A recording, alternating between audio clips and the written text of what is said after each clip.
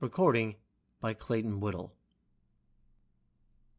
Spacemen Never Die by Morris Hershman. Henry Weller stood, facing a huge three-dimensional picture on the wall of his dining room. "Can't we get rid of it?" he asked, turning to his wife.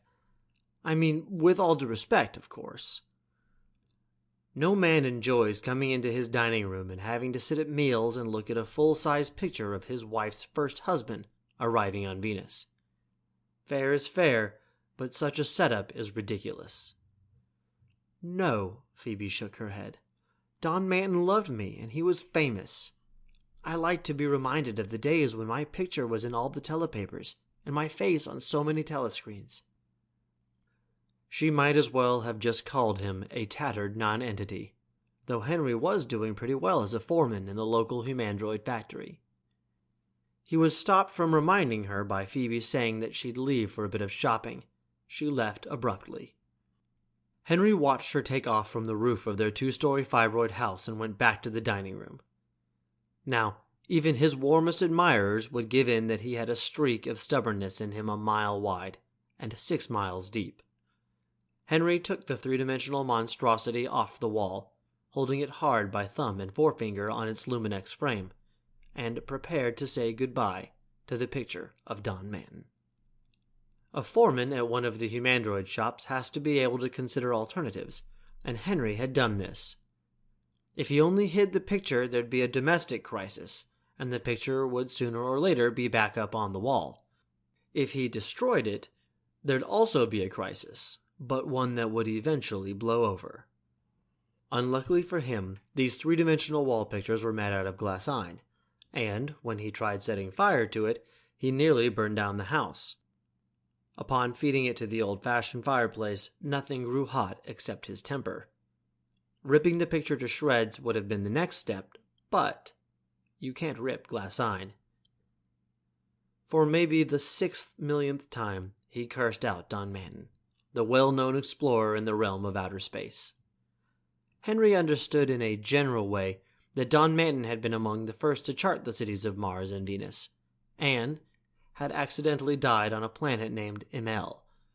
But Henry had no intention of living in Don Manton's shadow. The picture, which showed the late explorer talking with 3 Venusians, had been hung up again when Phoebe came through the ceiling door along the extension stairway which flicked up to meet her.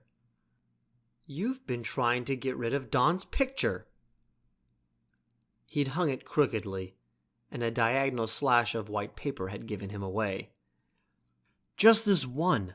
You've got cans of telefilm in the cellar, but I don't mind. This," he said with a flick of his thumbnail, "I do mind."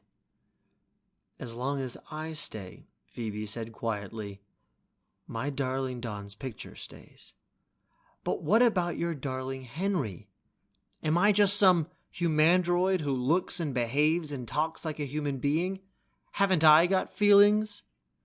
Henry strode around the room, hitting the fibroid floor like a prehistoric monster on a sandpaper bridge.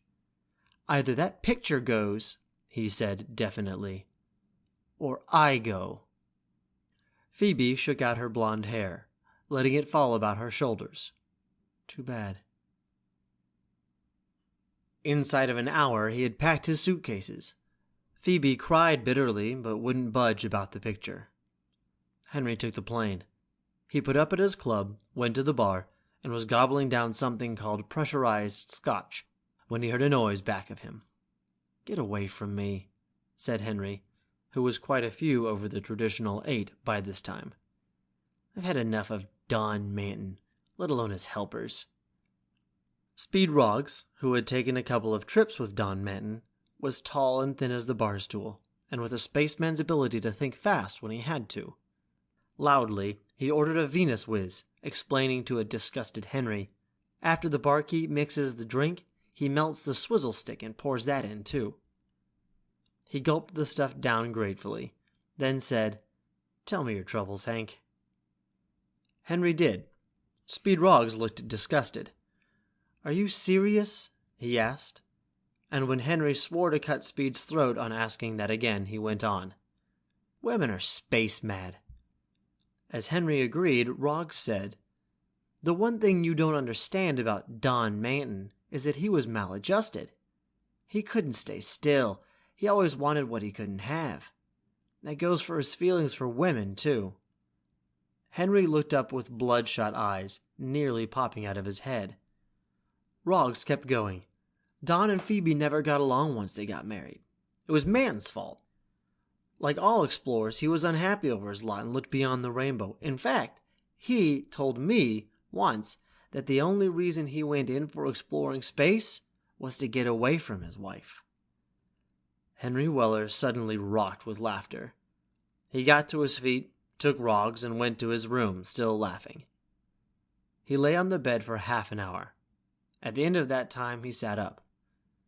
"Tell the manager I won't be here for supper," he said to Speed. "I've got a little trip to make." "Where are you going?" "Home. To give good tidings to my wife." Henry's fibroid house looked about the same. He parked the plane and let himself in by the roof door and down the extension staircase. He found Phoebe in the kitchen bent over a pot, and at sound of him she turned.